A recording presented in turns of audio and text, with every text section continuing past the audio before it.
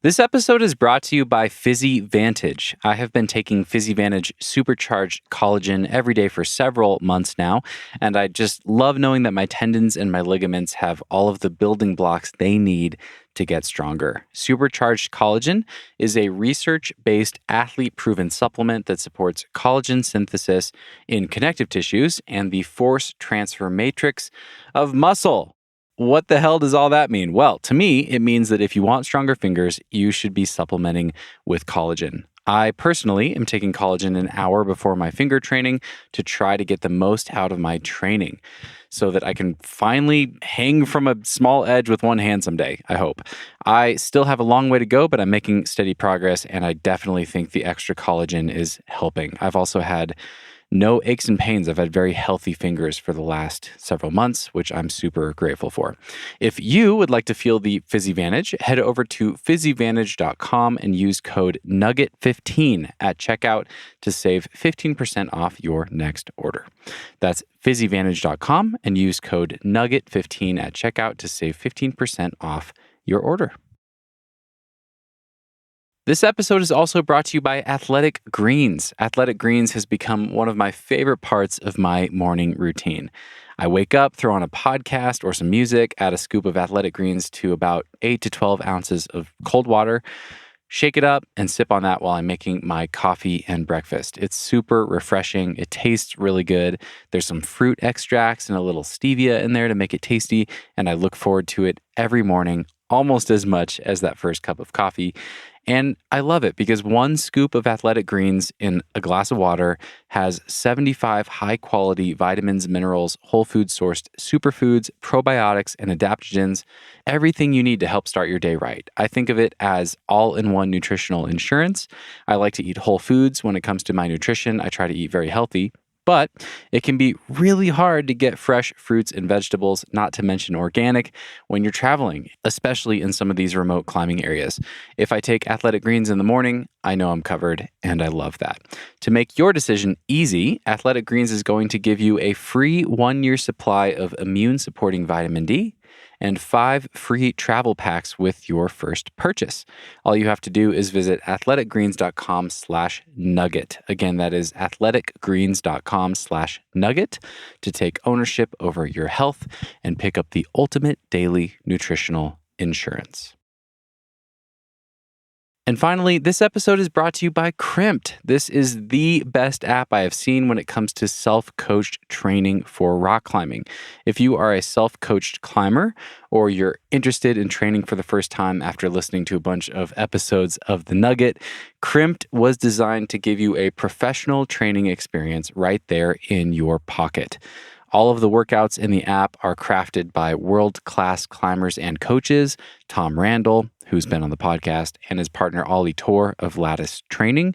You can find workouts that are tailored to help you improve whatever it is you want to improve, whether that's endurance, power endurance, strength, conditioning, finger strength, mobility, you name it, it's in the app. With Crimpd, training on your own has never been easier. So check out Crimpd. Head over to crimpd.com. That's CRIMPD.com to get started or download the Crimpd app for free. That's crimpd.com or find the Crimpd app in the App Store to get started with your training. Hello, friends. Welcome to another episode of the Nugget Climbing Podcast. This is your host, Stephen Dimmitt. And my guest today is Dorian Evers. Dorian is an individual and couples therapist based in Boulder, Colorado. And we got to sit down in person in her therapy office and have a really great chat about relationships. This whole conversation was about relationships, navigating relationships when you and your partner, your romantic partner, have different levels of excitement and stoke for rock climbing. And we talked about so many other relatable things. If you're a climber and you're in a relationship or hoping to be in a healthy relationship one day, I really hope you find something in this conversation that's helpful. I'm sure that you will, because Dorian is awesome and she does this for a living. She's really great at it. So yeah, I hope you guys enjoy. We both really opened up in this conversation. Dorian shared some of her experiences navigating this stuff with her husband, who is an obsessive climber, and I shared some of my dating experiences as well. And yeah, I hope you get something out of it. And just to give you a quick glimpse at the upcoming conversation, we talked about how to get vulnerable with your partner and have difficult conversations, how to create a safe space to make it easier for your partner to be vulnerable with you, which is much easier said than done. We talked about common insecurities and fears in relationships, tips for staying connected if you go on a climbing trip and you're going to be gone for a while, tips for navigating long distance relationships, tips for van life dating and how to live together in a small space with your partner, and a lot more. I really hope you guys enjoy this one. And without further ado, here is Dorian.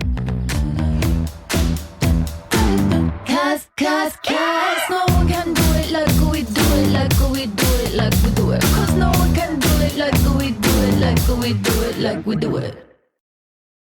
So we're talking at 11:15 in the morning. Mm-hmm. How's your morning been so far? Good, relaxed, been working in the garden. Nice.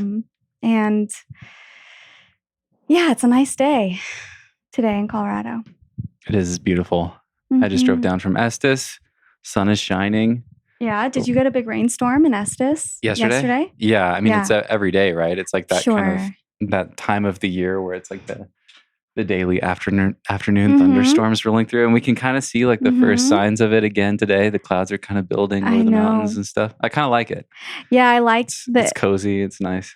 Yeah. Yes. As long as you're not stuck Yeah. at wherever in the mountains, then it's really cozy and cute. Right. But when you're out there and you're counting the seconds from the light or the thunder or the lightning strike, that's when it gets a little hairy. That is, yeah. I haven't. You haven't done that yet? I haven't done that yet. I got rained on the other day and had to hunker under a boulder until it stopped. Mm. And then you're like, talus hopping on wet licheny boulders to get out of there. But I haven't gotten stuck in a proper lightning storm up there yet. I'm talking about like chaos canyon. Yes. Yeah. Knock on wood. Knock on wood. Yeah. Yeah, you really have to be careful out there. Yeah. And watch the clouds and know and be okay to like suck it up and say, no, I'm not going to push it. Yeah. Because it can be really dangerous out there, especially in Rocky Mountain. And every day I've got a lot of stories, but some personal stories? Or? Yeah. About like some sketchy things that have happened and have resulted in death. Yeah. So it's like you really, if you're not from here and you don't know to read it, then you have to be careful. Yeah. And you've been backpacking a lot recently? Yeah. Mm-hmm. Have you been caught in any thunderstorms this season so far? No. We backpacked the 4-pass loop, and there was a lot of talk about all the thunderstorms and like this big monsoon that was coming. And we still were like, well, we've got these reservations. We're just going to go for it. And if we get stuck, we get stuck. And fortunately, it was beautiful weather. Oh, great. So it's when we didn't listen to the weather channel and just we're up for the adventure. And nice. Like if we get stuck on a pass, we'll just keep walking. That's all you can do. Right. Yeah. Right. So, yeah. But just this past weekend, we got stuck in a lightning storm. So. Oh, really? Yeah. But we decided to like bail. And as soon as you decide to bail, the weather clears up and it's beautiful. It's so annoying. Mm-hmm. I know. Mm-hmm. But depends on your level. It's a law of the universe. It is. So. Yeah. Sometimes it works to just bring a rain jacket, just to have it in your bag that keeps the sun shining. As soon as you put that rain jacket on, it goes, the rain stops. Yeah. I hope that continues. There have been conversations with my partner where I'm like, let's just put our rain jackets on because we know it'll stop. If we tired of it raining. Let's just let's just sweat in these rain jackets. Yeah. Have a good sunny day. Yeah. Yeah. So it's exciting though in Colorado. Yeah. Yeah. It is. It's nice. It's nice to get like a little bit of multiple seasons all in one day. Yes. Starting to feel like summer a little bit, but it feels like temperamental spring, for half the day. Mm-hmm. Yeah, you got to get out early. Yeah, it's good to be here with you. Yes, thanks for coming to my office. Yeah, I'm sitting on your couch. This is a therapy office, so part of me feels like I'm I don't know who's going to be asking who questions here. I was thinking about that on the way. I'm like, I'm going to be sitting in my therapist chair, but answering questions. Yeah. Yeah, it's like the universe is flipped. Yeah. We can switch chairs if you'd like to really get the feel for. No, this is great. I mean, something I always love to do on the show, and people will know this, is lead with my own experiences, and use myself as an example. So I'm happy to turn this into at least a partial therapy session if that happens. But I know you're a relationship therapist, and I'm not in a relationship. So and an individual therapist. It's so important to know your side of it so you can show up better in the relationship, because it takes two to tango. Well, unless you're in an open relationship and there's multiple partners, but we're talking about monogamous relationships, and so it's equal parts. Yeah. So you got to know your side. Do you want to just tell me a little bit about your background in therapy and what your practice looks like? Let's start with that. Yeah. So I'm a couples and individual therapist. I work primarily with couples, and a lot of individuals too. I don't know what to say about it. How long have you been doing it? I've been in the mental health field for like 10 years now, probably a little bit more. And working with couples in particular for like over 5. And what's important is I work from the lens of this type of therapy called emotionally focused therapy. And it's this really, what I find, and others, it might not jive with others, but what it does is it focuses on, understanding what happens in our relationship and the dynamic that happens when there's conflict or a feeling of disconnection. And really slowing that down so we know, okay, I just felt defenses. This is what defenses feel like for me. What do I do? Okay, I withdraw, or I go into another room, or this is too much and I leave, or I begin to ask my partner a lot of questions and get really anxious. Okay, great, we name that. What's the emotion behind that? What's your worry behind that? Some will say, I worry that our relationship will end, or I'm not enough, or they're choosing this thing over me and I'm not a priority. And that triggers a lot of anxiety for me. Okay. So now we share that with our partner, because a lot of the time we don't share that with our partner. We don't share our biggest worries or our fears or like these big attachment insecurities that we have, because it's too hard and we don't have a model for it, and it can be vulnerable. And what if it's true? What if it's true? Oof. That is scary. Right. And what I know in the work that I do with couples is most of the time it's not true. And so when we're able to share and your partner is able to say, no, you are important to me, you're the most important to me, then that anxiety or that defensive strategy can kind of go away. It might rear its head again and we say, okay, it's here again. What do we do? And then, but it softens quite a bit, and we begin to build that secure attachment in our relationship, and we can breathe easier and show up the way that we want to. So that's the type of therapy that I do. And I notice and there's a lot of studies around it that just say it's got really a long-term lasting impact on relationships, because it feels like you're getting at the root of the issue, versus just as much as partners in the relationships that I work with would like to find, just finding solutions and going, okay, don't do that, do that, right? Great.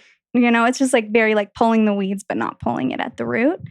But it can be really uncomfortable to go to the root. Sure. Yeah. So, yeah. But that's what we all need to do, right? Yeah. Like not just in our relationships, but in our growth as individuals is, I mean, that's such a common theme through everything that we do in life, through our climbing and pursuing better climbing and getting at the heart of fear of falling or insecurities that we have as climbers. Yes. Like it always comes back to those stories that we make up in our heads and those Yes. fears that we have. So yeah, what I'm really interested in getting into in this conversation is the ways in which we're all similar, because every person's different. Every person has their own unique attachment style, their own, I'm sure, unique fears and backgrounds and upbringings and things that have created those fears and insecurities and whatever else. But they rhyme. There's themes, right? They do. I know. Often in therapy sessions, I'll say, it makes sense why we're doing what we're doing, or that you might do this because of, your background or what's happened in your life. And what I always say is what you've marinated in up into the relationship. And so we bring that to the relationship and we dump it on our partner, and they dump what they have on us. And so then it can feel like a dumpster fire for a second there, for a long time. Right. And we do our best for so long until it becomes too intolerable. And we sometimes have to really take a deep look at ourselves and our relationship to just shift it. And it can happen. And it's hard work and scary work and vulnerable work. But I know it can lead to some really solid relationships, which you can see on the smile. The smile on my face gets me excited. Oh, I'm smiling because I'm kind of laughing at myself. Like you just said something like we marinate and we bring all these things and dump them on our partner. And I've been thinking about this a lot recently because I was just recently in a brief relationship, kind of like testing the waters with someone. And I'm 33 and I've just been noticing it's like, as you date later in life in your 30s, like you've collected all these triggers, all these, little baggage items from each relationship. And it's so difficult sometimes to separate those from whatever you're experiencing now with this new person. Right. But at the same time, like I've been like trying to learn about myself and work through a lot of that stuff. And it's just, I'm laughing at like how complicated it is and how messy and interesting. And like, I'm a lot more self-aware in a lot of ways than I was in my early 20s. And I've picked up a lot of new baggage since I was in my early 20s, and all those things are kind of coexisting. Right. Yeah. Right. I like how you're viewing it with curiosity, though. It feels like for me you are. And I think that is so important to view, to just get curious about, wow, what is it that I'm bringing? Instead of feeling like you're bad or like you're the problem.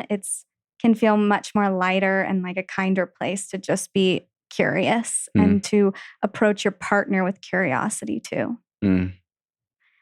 That's great. Yeah. Awesome. Well, I'm excited for this conversation. I want us to specifically be talking a lot about climbing, relationships with our partners in climbing, or our partners who aren't climbers. As people listening to this are likely wrapped up in climbing themselves. Right. Maybe there was someone who is similar, maybe not. And I had listened to your conversation with Chris and Andrew on the run out, and it was great. And you reached out to me for this conversation. I wanted to ask you, what made you want to have this conversation? Why does this feel important? I was thinking a lot about this question of what is important, like why it's important to have this conversation. And for me, I have there's a couple of things. My own relationship struggled with that Stoke difference in climbing in particular. And there's this saying where like your pain can become your passion. And for me and my relationship, and this is where I'll be vulnerable and try to be vulnerable here today, there were a lot of moments that were really tough for us. And after a lot of efforts and conflict and repairing and getting vulnerable and honest with each other, we're able to make it through. And I think that's important to know, okay, can be a lot of conflict around climbing, and how do we move through it in our relationship or with our friendships or whatever it is. I also just have this, as a couples therapist, this deep goal in life to support couples in any way that I can. And I have an affinity for the climbing community. And I'm just so struck by the discipline and the dedication and how it brings people so alive, that to be able to support that community and to say, okay, how can we keep that Stoke alive in you and have a really solid relationship? If that's what you want, if you want a relationship and you're noticing you're struggling right now, that piece isn't clicking. And so to help and to support and to provide little nuggets of information There we go. there for that community. And yes, like I have a smile on my face because I just really have such a love for this community. I really do. Yeah, let's add a little bit more context there to your relationship, just so people understand you. You and your partner both climb, but he is like all in, like passionate, obsessive climber. And you, from what I know of you, you're more of a jack of all trades. You like backpacking, you dabble in climbing, you like trail running and other things. Does that sound? Yeah, is that all correct? Right.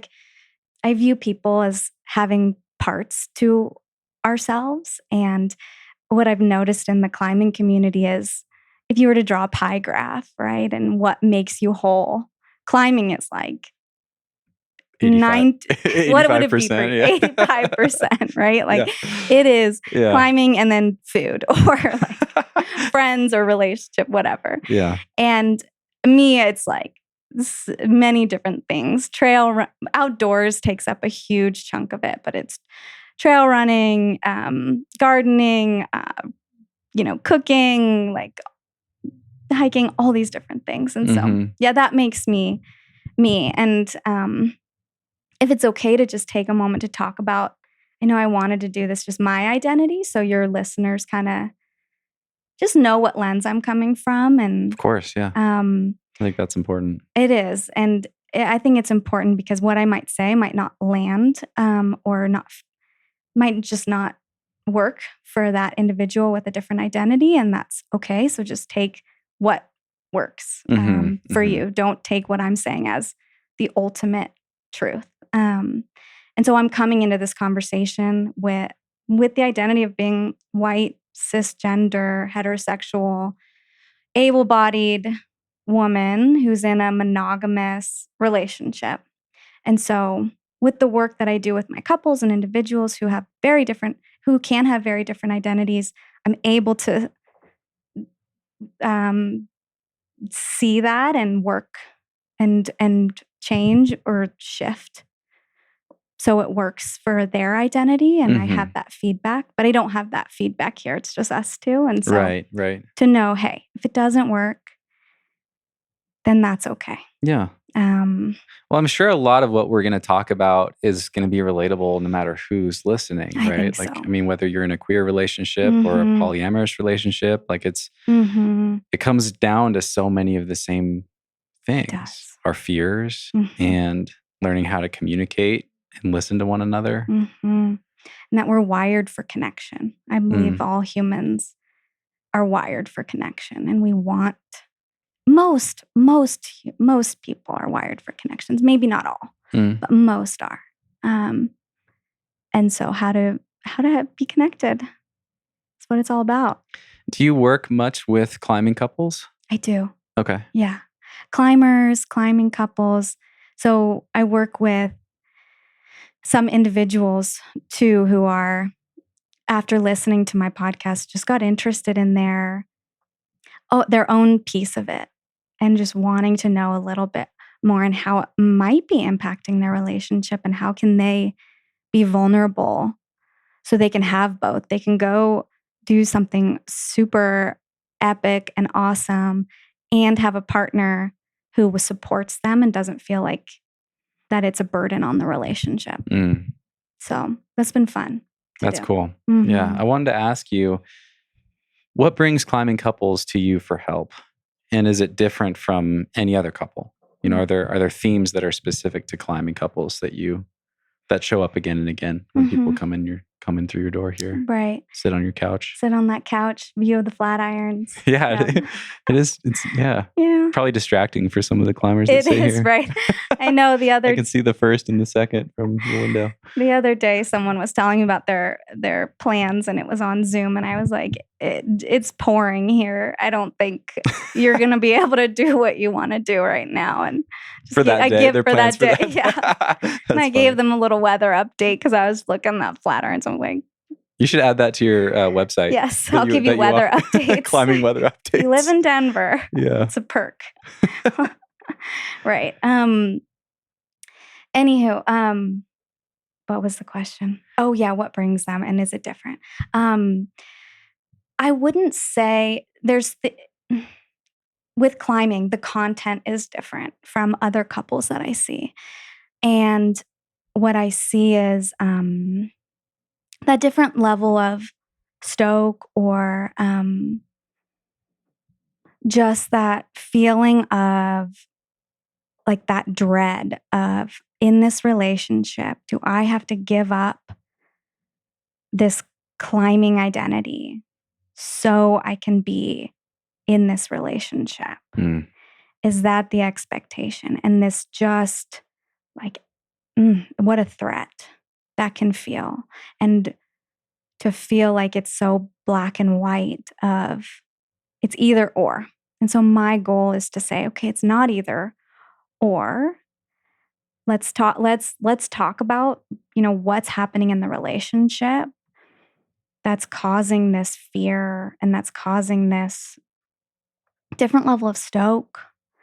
And the more we talk about it, the more we make what I like to say, like the implicit, explicit things that you're thinking, if you say it, the less it becomes a problem in the relationship because we're able to, it's out on the table. Okay, now we can sort through it. Now I see it. Let's do something. Great. So that's what I see that climbing. It's the content is different, but the way I approach the relationship is very similar. As if there's a couple who just experienced an affair or is exploring a different identity. It's similar. So. Sure. Yeah. Do you think it's really common in couples where at least one of them is a climber that there's a mismatched level of stoke?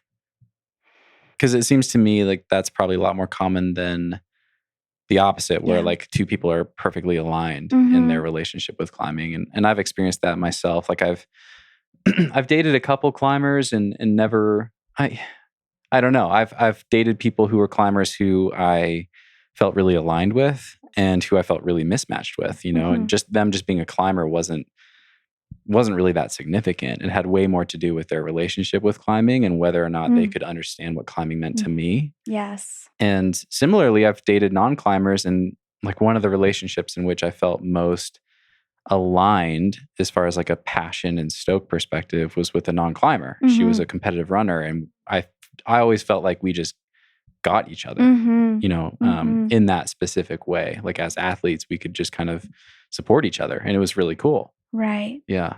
Right. You could connect you could relate on that. Yeah, you could relate. Yeah. And this, where the stoke is so high, but for different things, and it can consume your life there. And so with ultra running, that can consume all day, just like climbing can consume all day. And then you can come home and eat dinner and cool.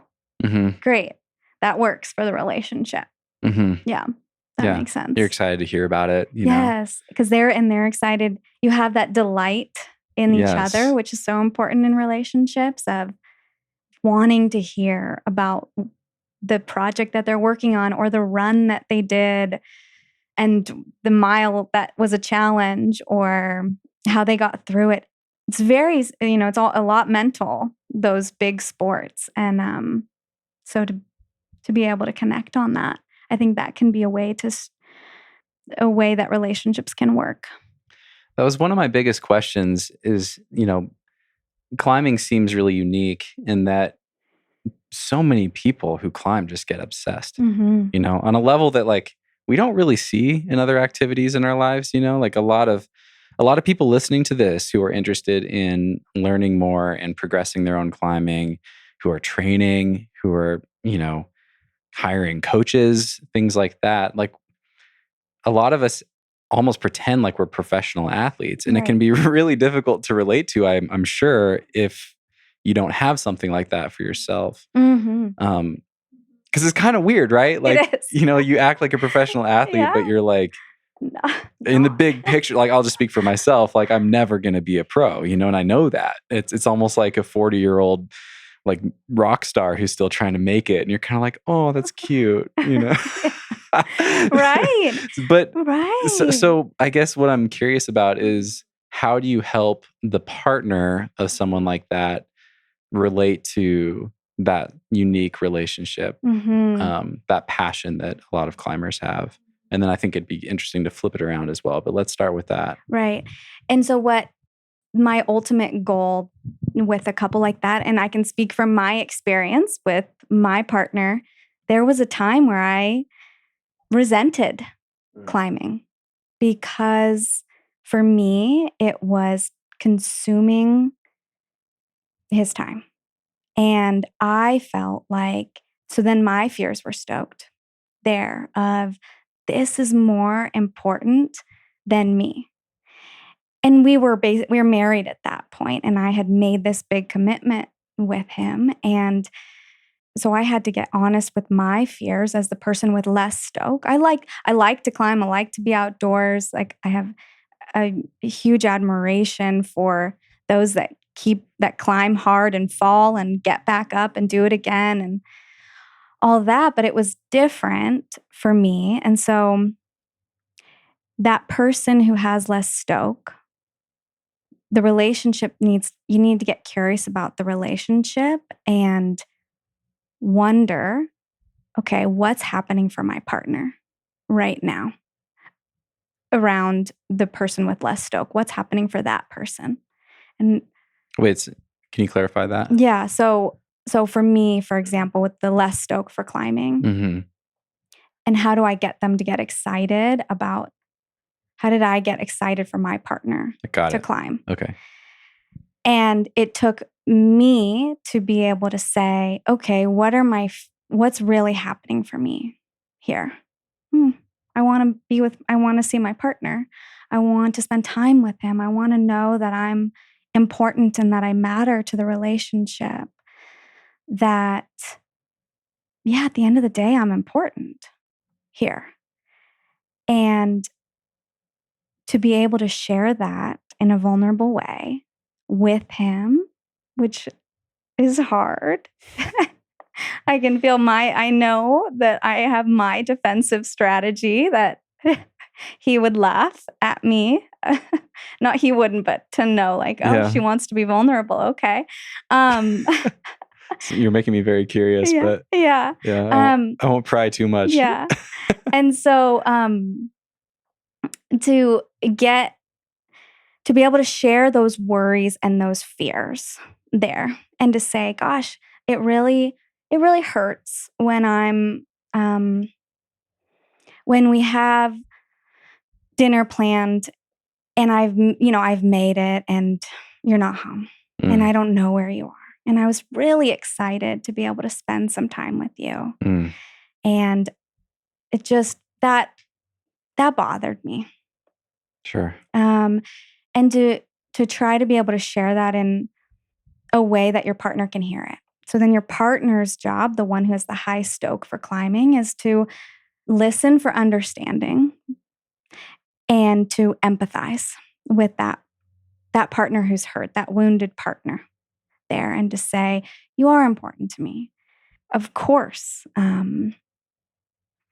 I've never mean to hurt you. I don't know, something. This is what the work that I do here is just get to that empathy and to that understanding. But once my fears were calmed and I knew and was solid in my partner's love for me and that secure attachment, then I was able to see and delight in his stoke for climbing. Mm. And it took him to be honest with me and to tell me how much it hurt him to see and to feel like my anger around climbing, and for him to be vulnerable and to share, hey, it hurts when I come home and I worry about what I'll come home to.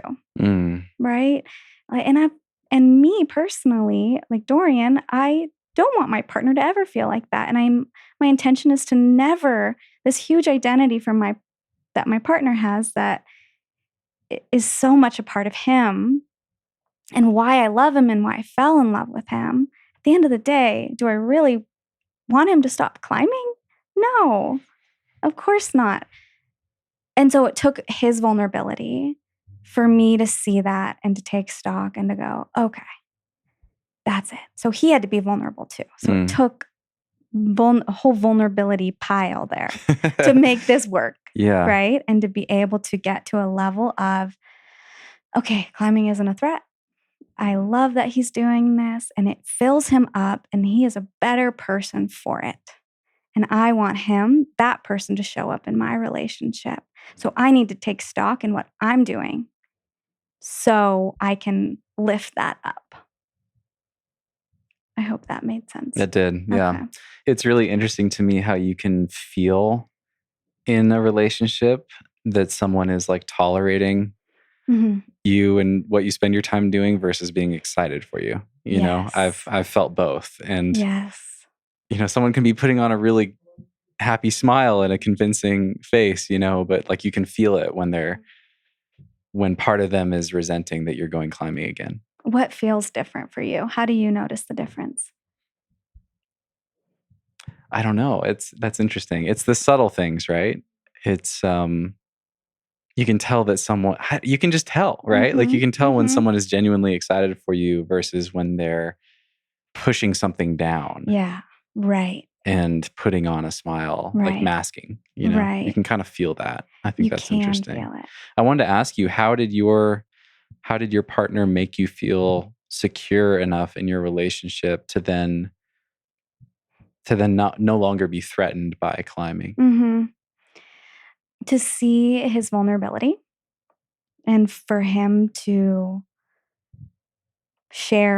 work through his defenses, because he could have easily resented me and been mad or masked the hurt with something.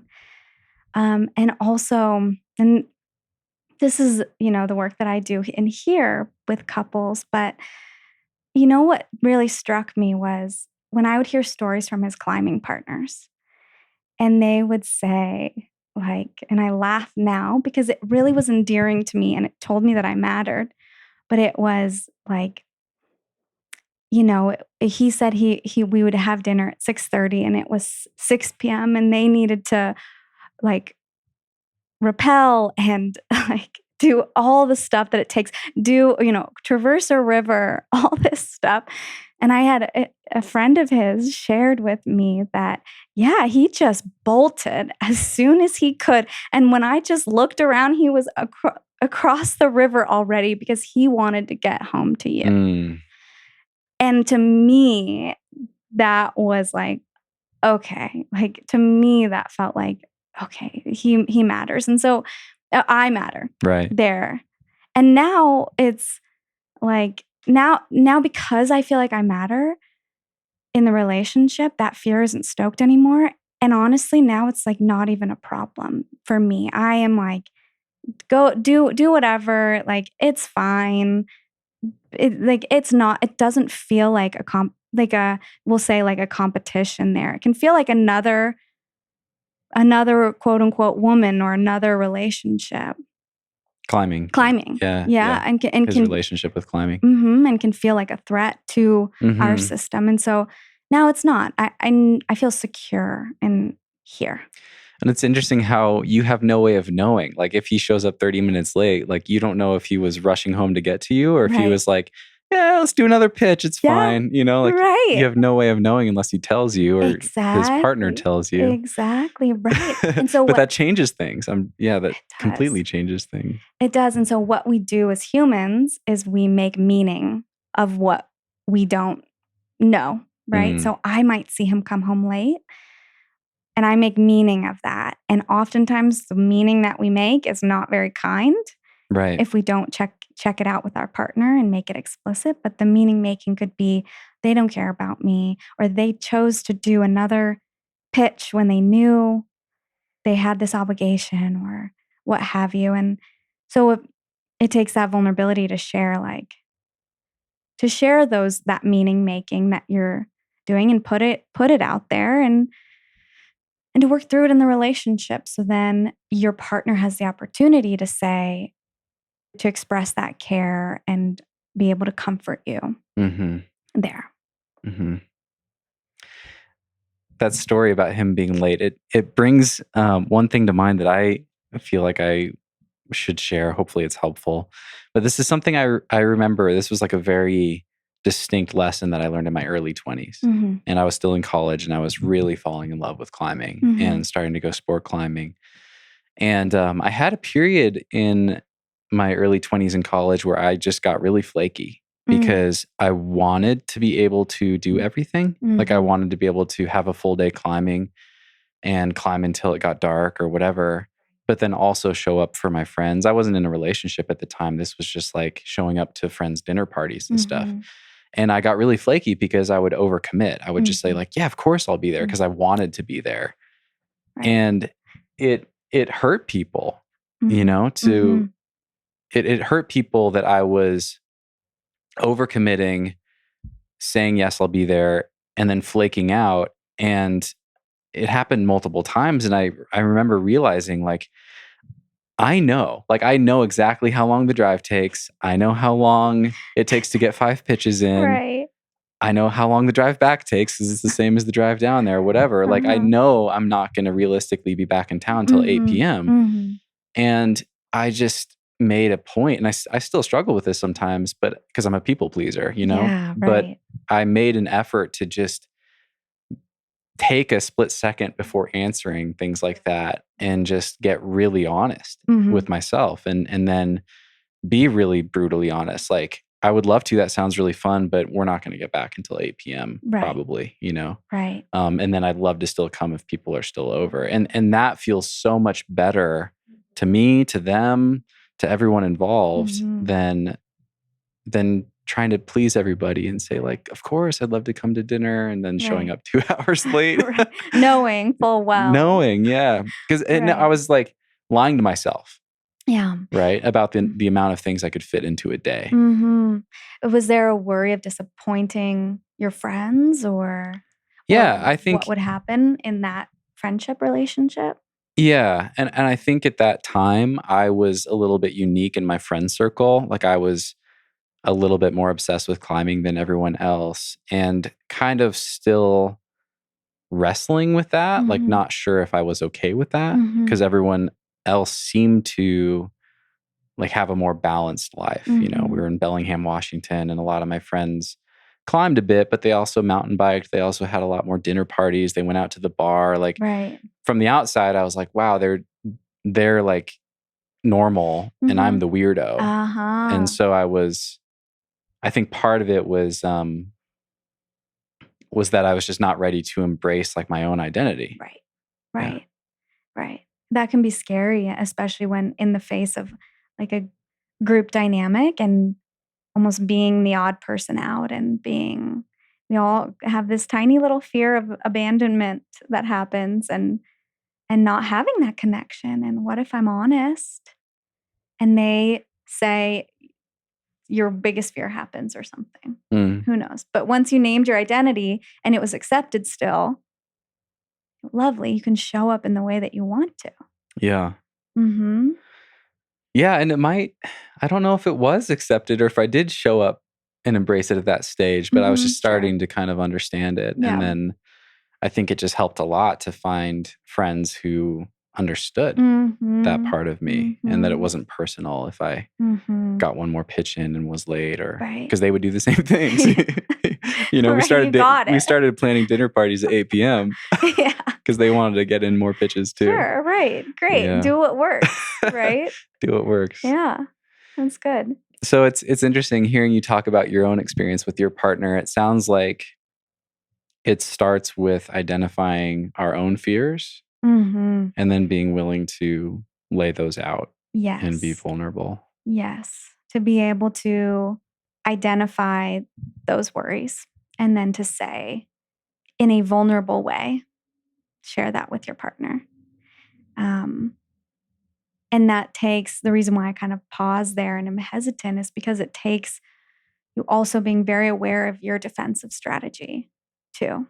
And Can you elaborate on that? What are some common examples that you see? So if we, you know, if in your relationship and climbing is a issue and the Stoke is different, if you say, I'm going to go climbing today, and you get what you were talking about earlier, that, Here, I'm gonna do it, okay? okay. Oh, really? Okay. Exactly. And you're like, oh, shit. You just named it.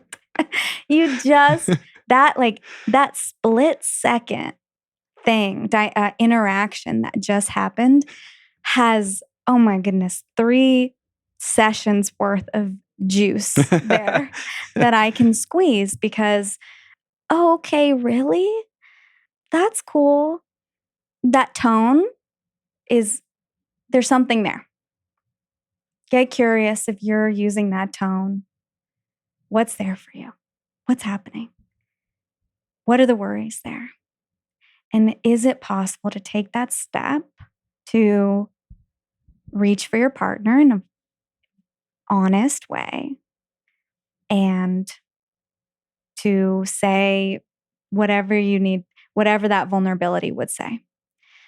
And then when on the flip side, right, when you hear that tone, to check in with your partner about that tone and to say, okay, I know, I just want to check in here because I know I said I was going to go climb and I noticed a tone there. What's up with the tone? Like, that sounds defensive, but what's up with the tone? What's up with the tone? Maybe don't phrase it that way. Don't phrase it. Like, I'm trying to think, you gotta be really tender because when you're in escalation as a couple where anything can set the relationship into a conflict spiral, you have to be very tender. So it might take some walking around and seeing what works for your relationship, but to say, even just say, I just noticed the tone. Let's talk about it. And that can feel hard to say to your partner, to even just make that implicit noticing of the tone explicit. Because a lot of people don't like conflict. Right. And didn't have conflict modeled for them when they were growing up, or what repair looks like. Or they had it modeled for them in a horrifying horrible way. Right. Right. And so to take a step into conflict potentially and not know the outcome, that can be terrifying. And so it's very nuanced, that whole dance. And so that's what we do in couples therapy, is we break apart that dance, and have a third party here is very comforting. And people are able to be a little more open because they know I'm here to jump in if needed and to break that dynamic. Yeah. And to provide safety. Let's talk more about that, because I'm really interested if you have tools for people listening about a couple things, like how to make their partner feel more secure. And this can be coming from either side of this imbalance. If you're the partner who is trying to support your partner who's acting like a pro climber, and just obsessed, or you're on the Right. other side and you're obsessed with climbing yourself. Yeah, I think it'd be interesting to hear if you have tools for helping people make their partners feel more secure.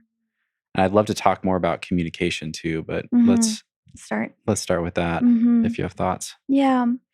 For a partner, so the non-climbing partner, for example, or the one with less Stoke, who has the wannabe pro climber partner.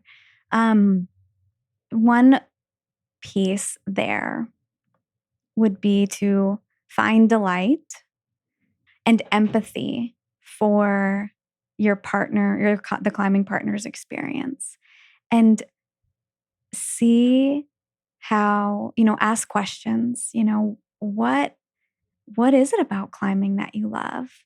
What's that feeling that you get? Get curious about their climbing experience there, and notice your reaction. Like, you're doing your own work. When it's a problem, right? You'll have your reactions when they come home, or when they say they're going to go climb or do a last minute weekend trip. Those pieces. Get honest about your experience, and you got to work through that in the relationship. But the goal is to be able to have empathy for the climbing partner's experience, to genuinely want to know how their climbing day was. And when you, I'm saying this a lot, but having delight in a relationship, to see the smile on your partner's face when you come home, and they want to know about your day. And they want to know about even if you're just sitting under, the rain comes in Colorado and you're sitting under a rock, they want to hear about that. And they, all these things. And you can tell by the non-verbals in their face that they're interested and they're actively listening and they're working through their own defenses to be there with you in that experience. That is one piece to show that you love that person's identity and you want it to grow and it doesn't feel like a threat. That's one way. Do you think that needs to be reciprocated? Because that can be, I think that can be just as interesting, but it might take practice, or it might not be intuitive to the climber, like the stoked climber who's obsessed with climbing and has a passion, who's dating someone who doesn't necessarily have a passion. They have a lot of interests. They have different hobbies and stuff. It can be hard to bring the same curiosity about your partner's interests. Yes. Right? Because it doesn't feel like there's as much depth there. Right. In the thing that they spend their time doing, or the things. Yeah. Do you have thoughts on that? Yes. It definitely needs to be reciprocated. Even if it doesn't feel like there's as much depth, a non-climbing person will feel similar about climbing, right? So they're like, I don't get it. Yeah, right. Like it all sounds good and nice. You already tried this thing. Yeah, like you can't do it. Give it up. No, you can. I've seen. No, you can, but never give up. Because I've seen seeds of resentment being planted in that dynamic alone. Sure.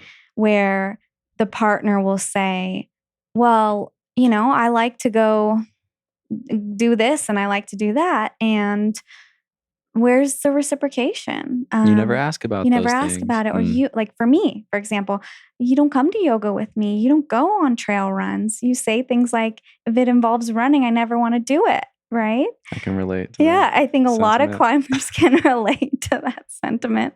And that's fine, right? But if you want to build positivity in the relationship and really spiral that up, to treat others like you want to be treated.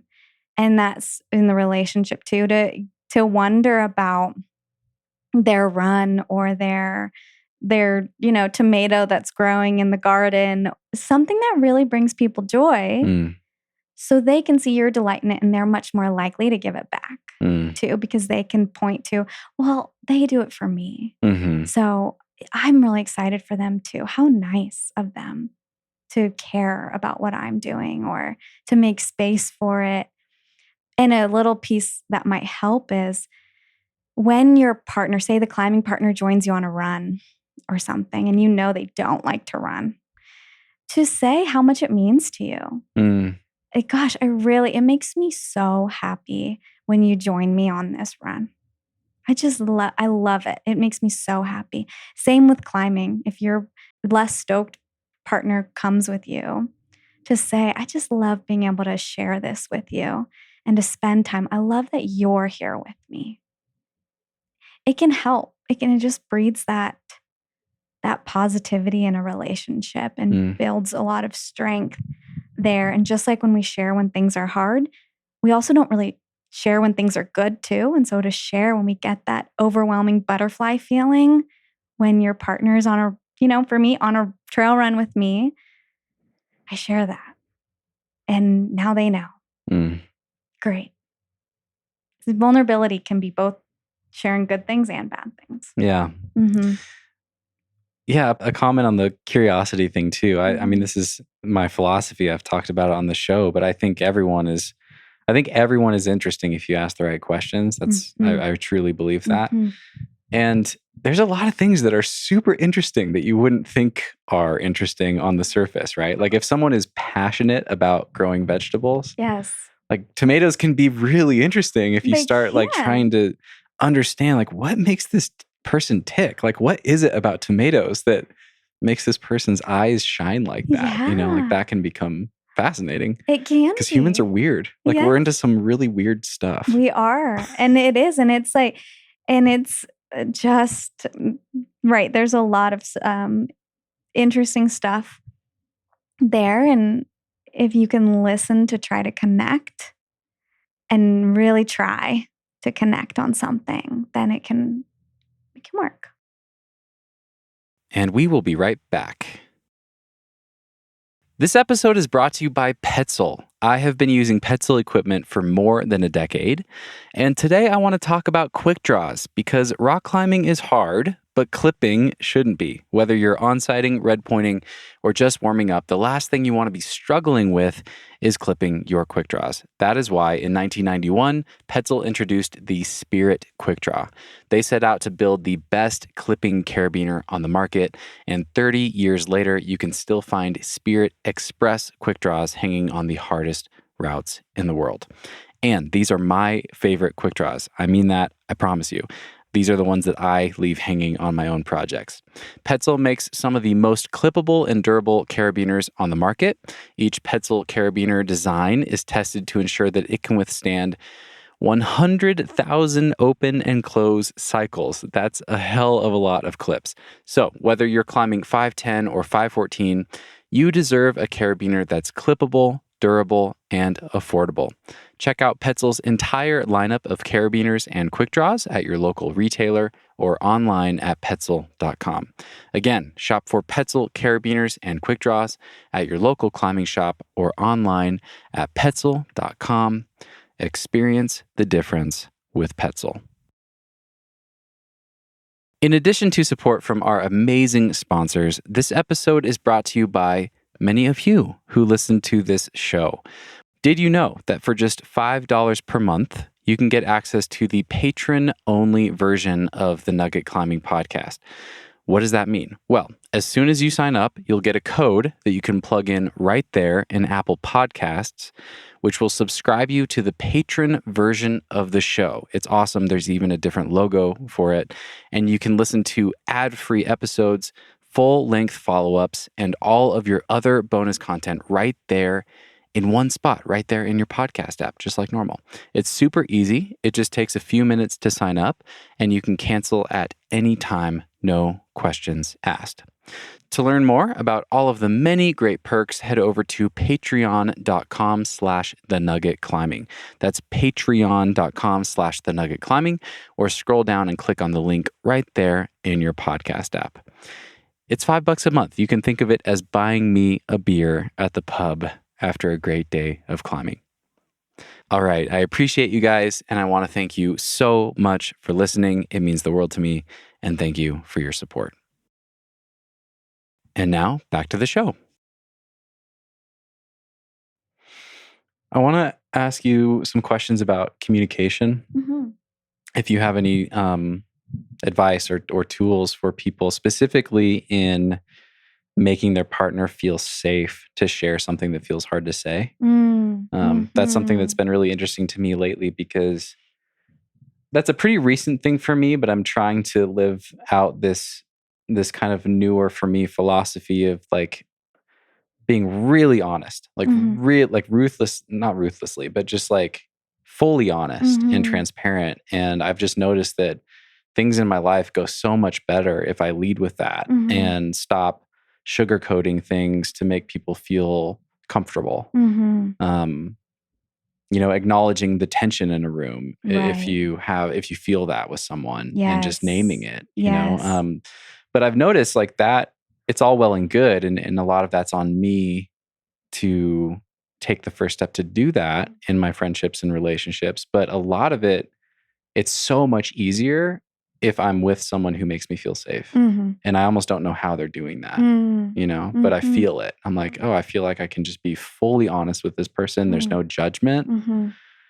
And I'm wondering I'm sure you run into that, right? Because we all like have our guards up. We're afraid of what the other person might say. And we're so quick to create stories and take things personally. Right.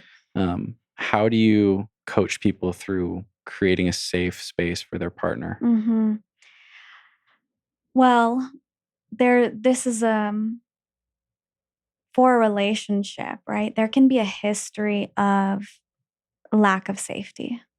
Maybe in the past we've tried to be brutally honest, and we got a nonverbal, or we got shut down, or we got pushed out. And so we learned that it wasn't safe. And when that builds and builds and continues to happen, then it can erode the relationship, and that dynamic becomes so entrenched. And so that's one piece I say curious a million times, but I get curious about that. So take a look at the kind of like dissect it with your partner first and foremost, if you can, or alone, of what happens when I am brutally honest with this person and it feels unsafe. What do I see in them that tells me it's not safe? Do they furrow their eyebrows? Do they do a big sigh? Do they roll their eyes? Do they speak in a tone that is triggering and feels unsafe and makes you feel small? So there's a lot of nonverbal stuff that happens. Do they look at you with disgust when you're sharing something?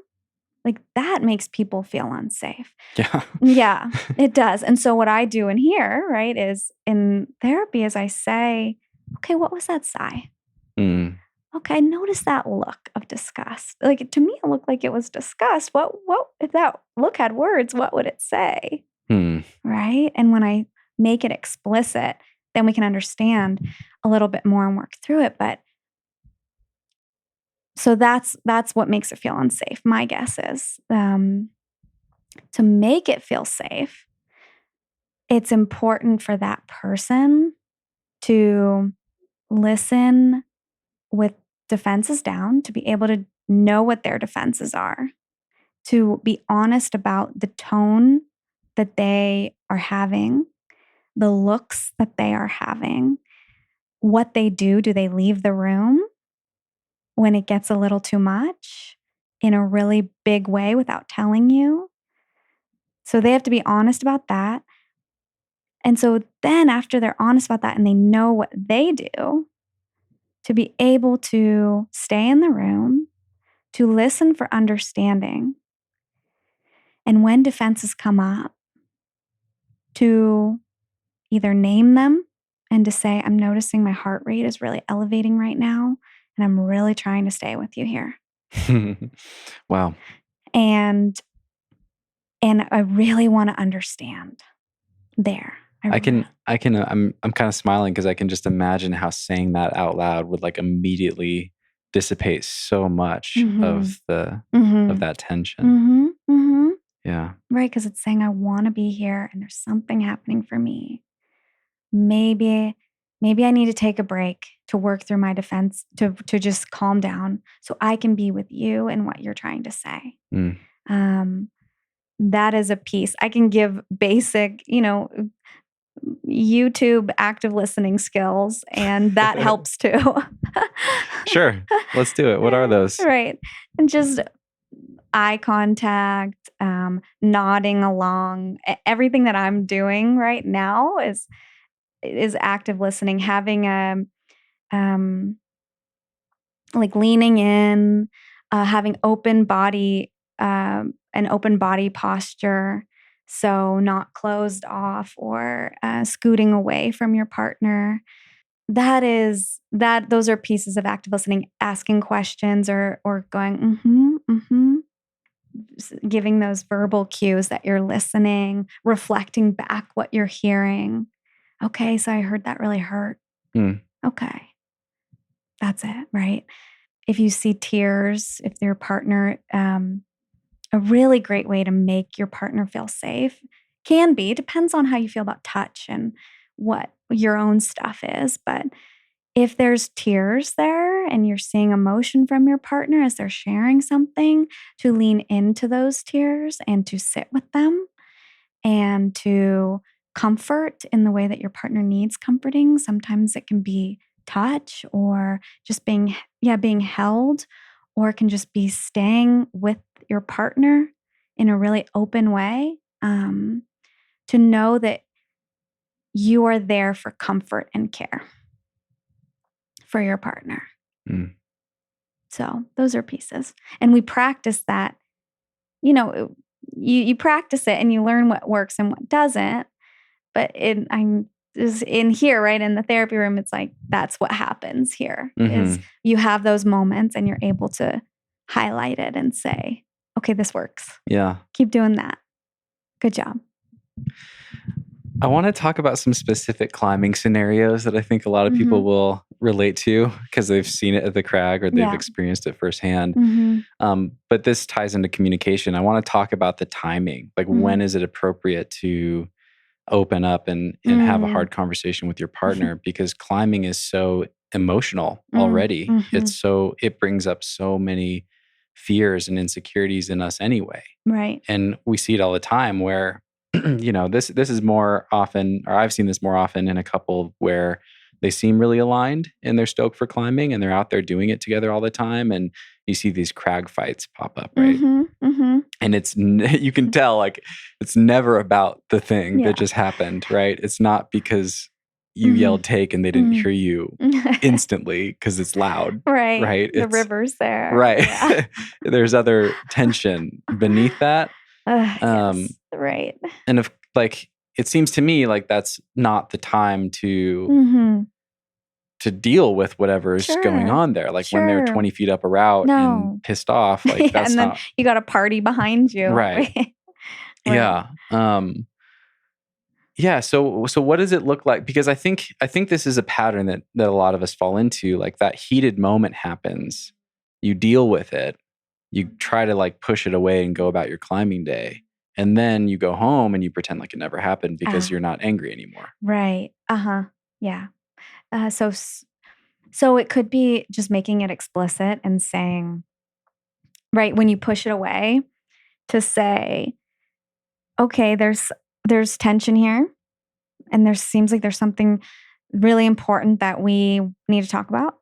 And so how about when we set a time for it after climbing, and to know, okay, we're going to get to it when we get home or the next morning when it feels a little bit better. Because sometimes it can be better to approach those heated conversations when you're not so heated. And you can kind of, with defenses down, talk about it. So to set a time for it, because sweeping it under the rug rarely works in the long term. So, Sure. so to be able to really identify when you're going to talk about it. So maybe like when you're still at the crag, name it and acknowledge it and just set a time. Like do you want to talk about this tomorrow morning? Okay. That's helpful. Or after dinner. Right. Whatever. Right. After we've had a beer. Yeah. After we've relaxed. And you don't have the, because when you're climbing too, you've got all this like, you have adrenaline, your body chemistry is heightened and you're already potentially in fight or flight mode. And so that in and of itself isn't really a place to address conflict because your brain is going to go into how do I protect myself? You can't, it's hard to use vulnerability and listening for understanding and empathy when your brain is already in fight or flight, potentially. So that's great. Thanks for that. Okay, let's talk about another scenario because this is another common one, I think. And this can happen in any kind of relationship, a relationship where the Stoke is really balanced or mismatched, heteronormative, other whatever. But, it so often happens in climbing where, like, let's say I'm dating a climber girl and she's out climbing with other guys a lot, because that's whatever. Like she lives in a place where there's more male climbing partners or it can happen the other way, like maybe your partner is out climbing with women.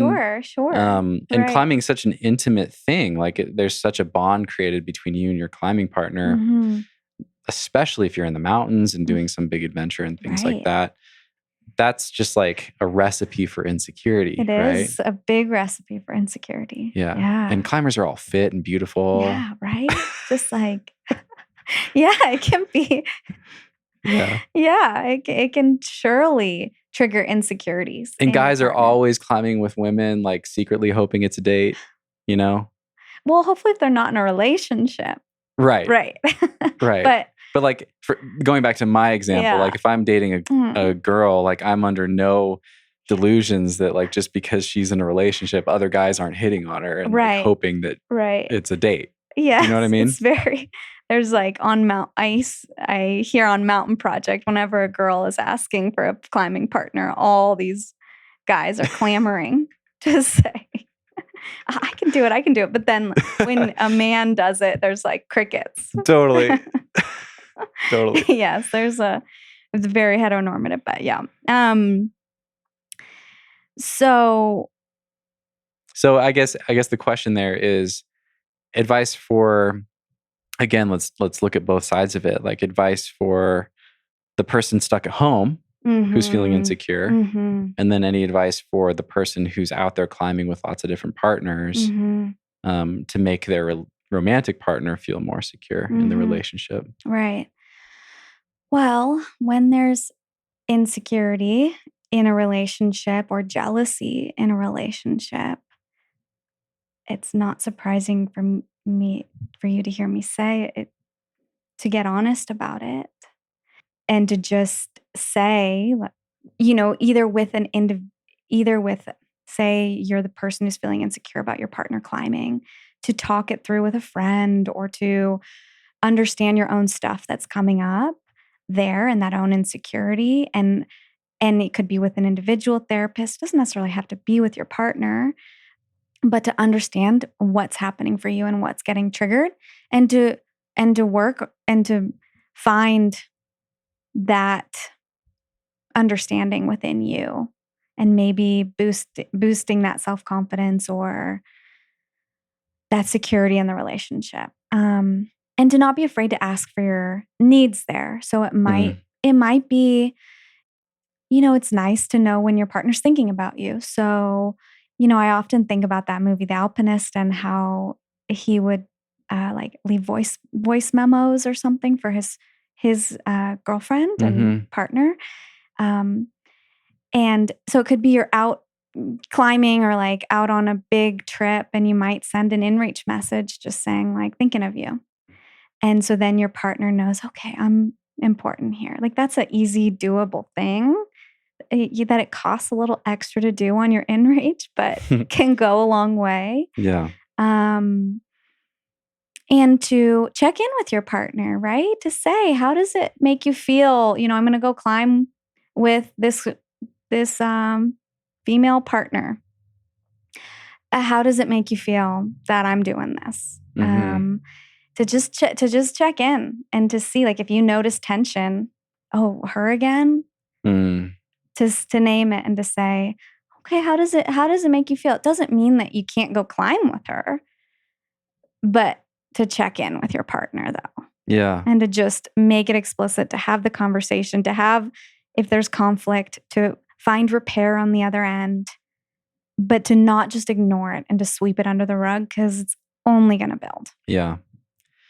It's interesting. The thing that stands out the most from what you just said is that it's okay to ask for your own needs, because that is, for me personally, that really stands out and resonates a lot, because thinking about dating someone who's a climber, like, I want them to feel like they can go climb with their friends who, I don't care what gender, whatever, right? Like, I want to be fully supportive. And so I almost feel ashamed of any kind of like insecurity I might have. And that makes me want to, like, I shouldn't feel this. I should be able to deal with it on my own, because like what's wrong with me that I don't want them to go climb with their friend who I know, is just platonic, whatever. But it is okay to, like, none of us are perfect. Like, we all need support. And right. that's something I'm still learning and working on, is like, it's okay for me to acknowledge and ask for my own needs to be met. And it can be really small things, like what you just said, someone reaching out to you from the crag and saying, like, sending you a photo and being like, thinking of you. That's huge. Oh, huge. That feels amazing. Yeah. That little thing to do. And it could be, because I've had people ask, well, how do you remember to do that? Like, I'm climbing. Yeah. I don't remember that. If it's important to you, you could, and it's something you're willing to do and feels good for you, to set a timer, right? And to set, like, literally, and to snap a photo and send it, because I want my partner to know that I care. And I know that my partner might have insecurities. And it probably doesn't need to happen every single time you go climbing, right? It's just like, right. It doesn't. A little bit of effort. Right. And the hope is, like, it's not, you got to think about the intention behind it. And it can feel icky if it feels like a way to check up on you and to control you, right? To say, oh, see, I'm at the crag. It can feel different, but the intent would be just to be genuinely thinking about your partner and loving them. Yeah. And to let them know. Another note is if there is insecurity about, and jealousy, to understand your intimate partner's history in relationships, and if there has been infidelity in the past, or any sort of thing like manipulation, or who knows, mostly with jealousy, infidelity. So then you can build your empathy and understand, okay, it's not about me. It's about this history of people that have hurt this person. And I can empathize with that there. Yeah. Yeah, that's great. You have some notes in front of you. I want to check in with you because we've been talking for over an hour now. Have we hit on things from your list? Do you have things on there that you want to make sure that we talk about today that we haven't touched on yet? No, I think we've talked about a lot of what I have, like the tips for relationships. One extra little piece that can help in conflict with your partner is to stay, when you're having conflict, if it feels safe, to try your best to stay in the room with your partner. A lot of times what I see and hear is people leaving, storming off, going into their own room and doing whatever. And then that other partner who's left, it can really injure that relationship or that person. And if you need space or if you need time, say that leaving really helps you recenter and you're able to be a better person in the conflict, to just name it and to say, I need some space. I need 10 minutes, 2 hours, whatever it is, to just calm down. But let's revisit this. I just need this time. Because if your partner sees you leave, then they'll make meaning of it and make a story, and anxieties are going to heighten. And so if you're explicit with it, then that anxiety can calm down, and it's more ripe for repair in a relationship. Yeah. So just like a little. That's so, thing. yeah. Mm-hmm. Saying what we're feeling and thinking is a big theme in this conversation. Right. God, it just is so helpful. Yeah, right. When we're not left guessing. We're not mind readers. Yeah. We're not mind readers. And this is with a huge caveat too, of just, there can be that we're not speaking to. There could be a lot happening in your relationship that's super unsafe, or maybe there is legit safety concerns. And so to take what you're hearing with take what works, if it truly is unsafe to be vulnerable, then do what feels okay to you. Mm-hmm. And couples counseling can really help. I'm obviously really pushing. I'm so biased. But when there's high escalation, it can help. So I'm going to bring in some listener questions that I got for you in this conversation because they relate to things we've been talking about. I'm curious if you have any additional thoughts. The first question is from Joy.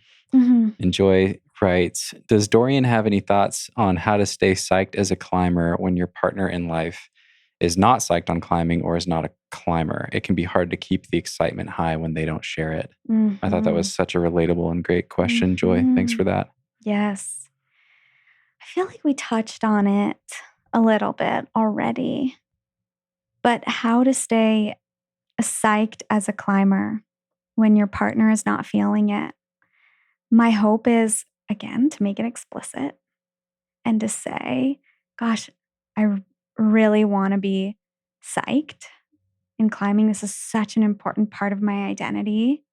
When you see me climb, what's happening for you? Is there disconnection, or is it truly just, I don't want to climb, but you go ahead and climb? That's, there's no resentment. There's nothing, there's no undertones there. Then to, find your community who can get you psyched on climbing and to really get in there. Mm-hmm. Because your partner might not be able to meet that psyched need of yours that you need, that helps, that motivates you, that brings you discipline, all of that. So find that community that can do that. But if there's undertones of resentment or what we were talking about earlier, those tones that you hear when you say, I'm going to go climb, to make it explicit and to say, hey, I noticed that tone. What's really going on here? Climbing is so important to me, and you're important to me. So what's going on? Because when I don't feel that psych from you, it hurts, or whatever it is, right? Mm-hmm. It reduces my motivation or whatever it is. So it's that vulnerability piece. It sounds so much easier said than done. It is so, so, so hard. I think that's worth reiterating. Yeah. To be vulnerable, because it's the most important relationship and we have the most to lose if it doesn't go well. Mm-hmm. Yeah. I imagine that it must have taken multiple conversations and a long stretch of time to work all this out with your own partner. Yes. It wasn't just like one conversation. Yes. Oh gosh, I want to say a couple of years. Yeah. Yeah. Yeah. Yeah. When did this come up for you in the scope of your relationship? Because you mentioned that you met him, something you loved about him is that he had this passion for climbing. This adventurous spirit. Yeah. When did it Yeah. come up and why did it come up? Like, why did it become an issue? Gosh, I was thinking about this on the way in today of that it feels so long ago to me. But How long have you been together? 12 years. Okay. Yeah. And it really though happened probably when we moved to Colorado, and climbers feel like they are in a candy shop here. What are you talking about? Right. That's not why I drove across the country to come here for two months. Yeah. Right. So I think, right, because we lived in Boise, Idaho before that, and City Rocks is really great. The other climbing in Boise is maybe it's more developed, but not so great. Sorry, people from Boise. I think when we moved to Colorado, his job, he's gone for work a lot, like 4 days a week, gone. And so when he'd come home, that's when it was, okay, it's our time, right? It's the relationship's time. And then it felt like a competing attachment there, like a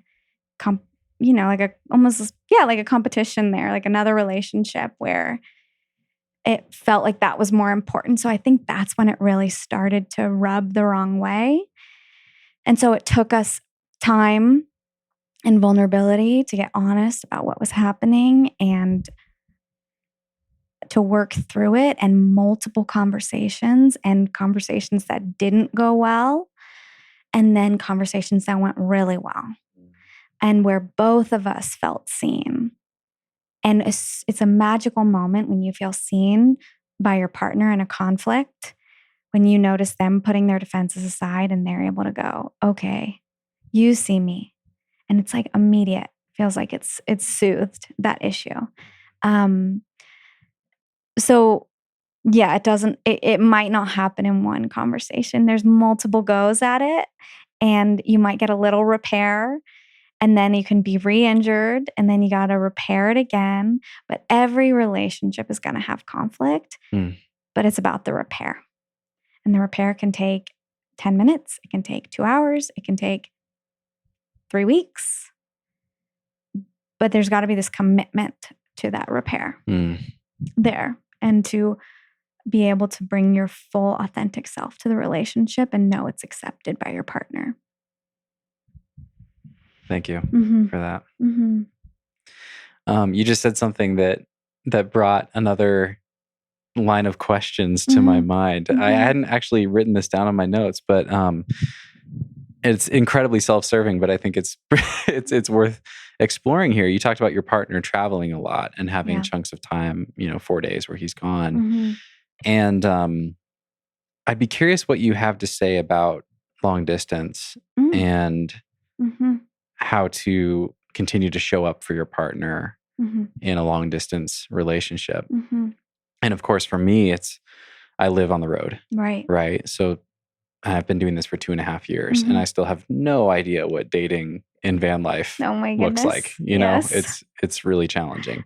And so far, it's like, it's kind of been it's like this pendulum swing between like full immersion, basically, because I meet someone when I'm there, and I'm like living in the same campsite or campground with them and seeing them every day or climbing every day. And then all of a sudden we go our separate ways, or I leave because I live on the road, and it's completely different. And it's like this cycle back and forth. And I think a lot of climbers can relate to that. They want to go on trips.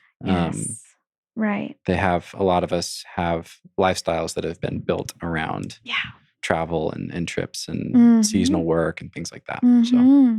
Right. And so the question is how to make how to continue showing up for your partner in a long distance relationship. Mhm. Is it going on big trips, like for 3 weeks at a time, or truly just long distance? Somebody lives in California and the other one lives in Kansas. Can we talk about both? Yeah. Let's start with the 3-week trip. Mm-hmm. Yeah. So I think what I think about is those who, have these epic trips planned that are for like mountaineering, or perhaps you're a guide. I work with some guides who go out for multiple weeks at a time. And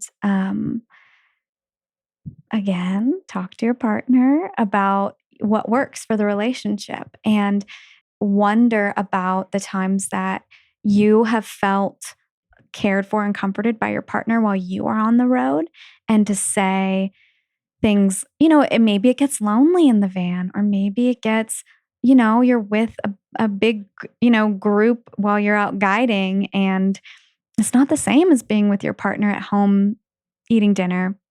And to share those moments of missing, and to say, yeah, it's not the same. Like my partner, for example, will say, yeah, it's not as fun. Like it's lonely in the hotel room sometimes. A lot of the time, it's not as glamorous as people think it is. Sure.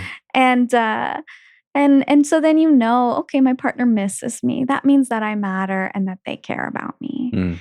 And so to be able to just share those moments of, yeah, I really miss you right now. And then to talk about, what works as far as communication. Again, if you're out in the backcountry and all you have is an inReach, and if you're okay with that, I know that's not what inReaches are for, but they are. It's an added benefit. Yeah, why not? It's an added benefit to say, like, to start it off and to tell your partner, okay, I'll try to text you once a day or once a week. And to just say, like, to send that message. And I know not to necessarily respond in a long text back. When my partner does that for me, I just go, like, glad you're having fun, or whatever it is, just to have that moment of connection. So if that works, that's a way to keep the connection alive.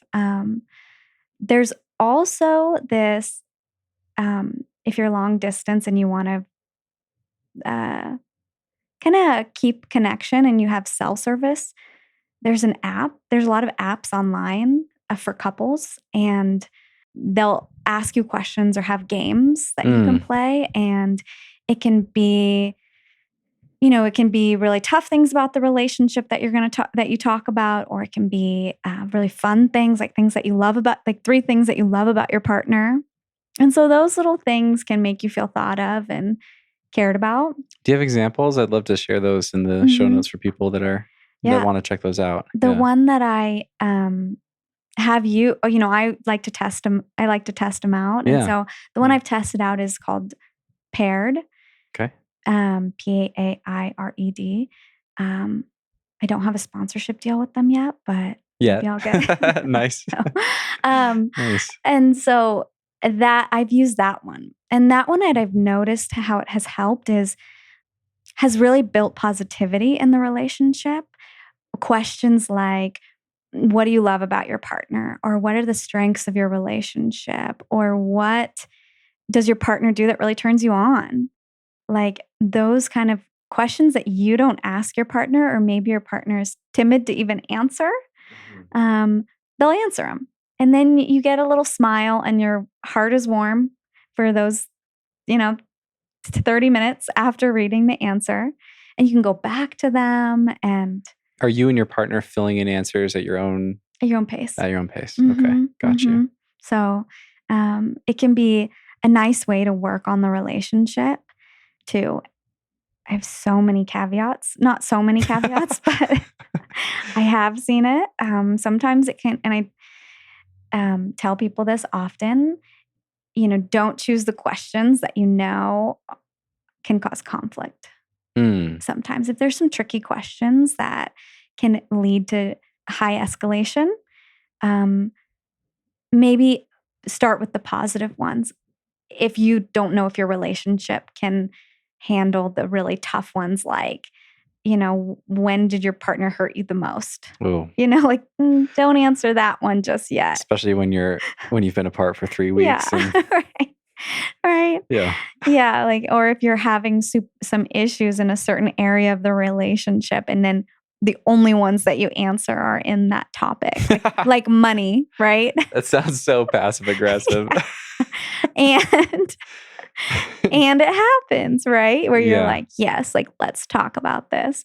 And like that, and I know that comes from a place of wanting to be seen in your hurt around, say, finances or, in-laws or something. But it might not be seen in the way that you want it to be seen through an app. So just like a little.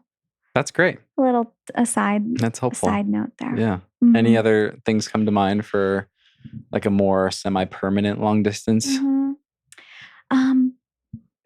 Everyone, I bet others have some solid thoughts who are in long distance relationships, but we were in a long distance relationship for some time, and to plan things, to just know when you're going to see your partner next, and to be able to look forward to it, and to talk about the excitement and to plan for it, and like to plan actually seeing each other in person. Seeing each other. Yeah, mm-hmm. Gotcha. Or having a dinner date on FaceTime. Mm-hmm. And to just go, okay, we're gonna, even if you're different time zones, let's cook the same meal and eat. Like maybe someone's in a van or someone's in their apartment, and you're cooking the same thing. And you could just like to know, okay, on Thursday nights, that's what I'm gonna do. It's date night, and you just sit and you're eating together, even though it's through a screen. Mm-hmm. Can still feel very connective, and to have those kind of rituals while you're away can feel nice. I had a friend tell me that she would even watch movies with her partner when they were in a long distance relationship. Like they would just be on FaceTime. Yeah. And just the phone's just sitting there on the couch, and you're both watching the same movie at the same time. Right. That is, it just, nowadays, because we view screens in such a different way, you can still feel like that person's with you. So that sounds nice.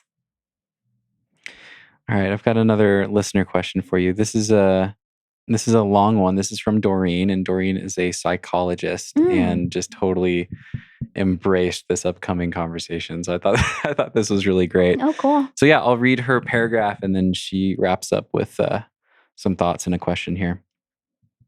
Doreen writes, I don't know if I have a specific question, more a general musing, I guess. I think previous relationships with other climbers were doomed because climbing can bring out both the best and worst in me.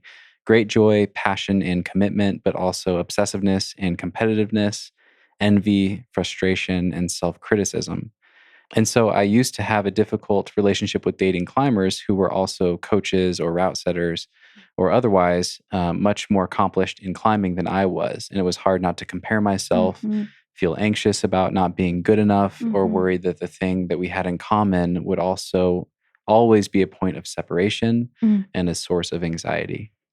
Then I met my boyfriend, Jesse, who is a climber, and I realized that, like with all relationships, it's something other than our grades or strengths that matters. It's that we're both able to engage with each other's excitement, challenges, strengths, and hardships.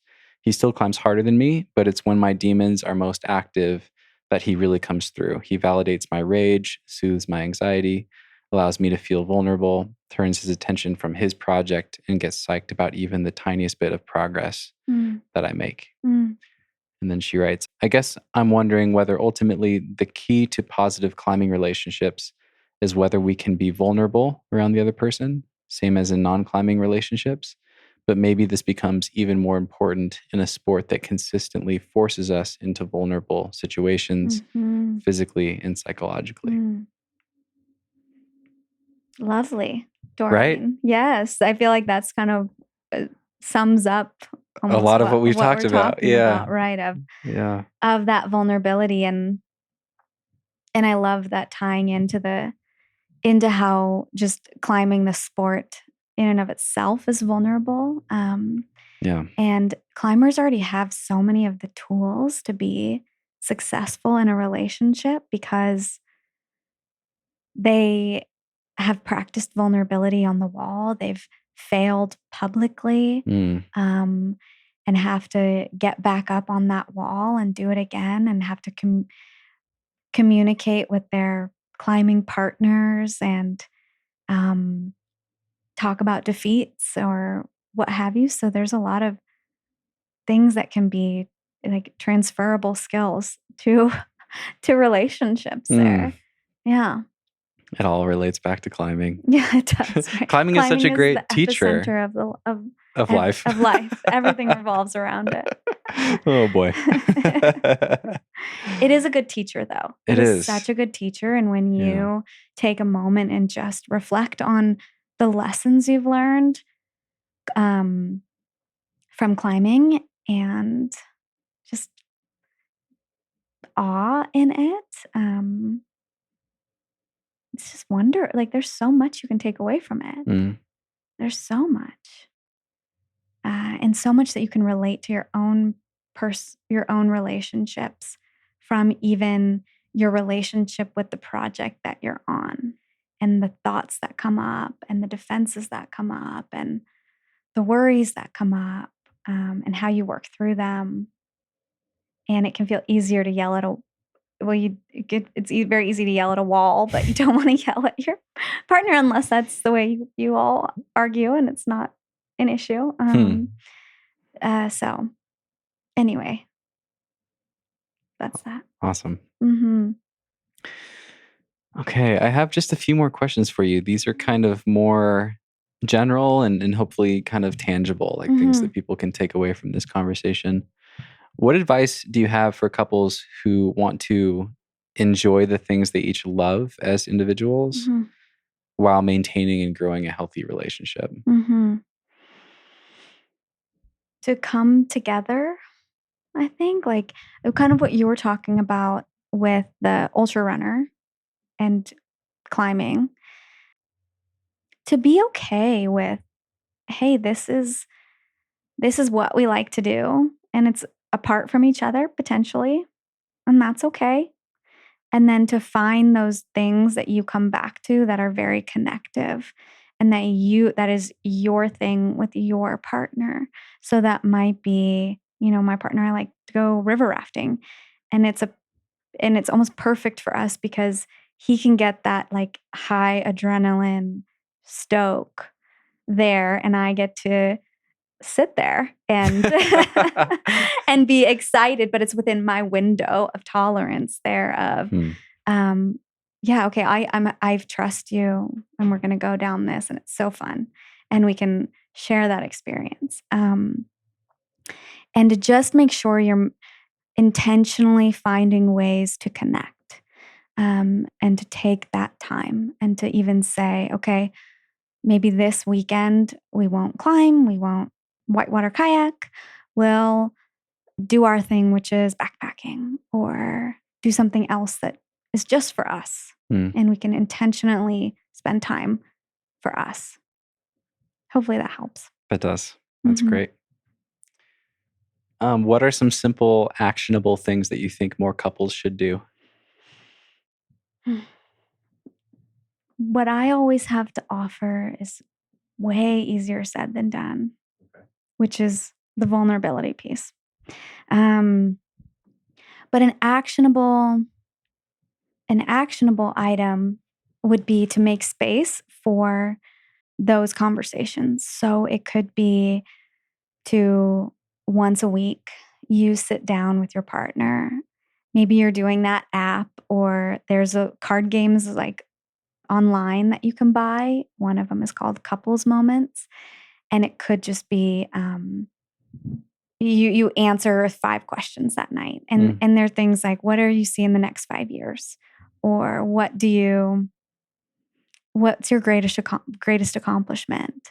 Like these sort of questions to just get curious about your partner or the relationship can be an actionable thing to just talk and open the door up to more vulnerable conversations. Like, what's your biggest fear?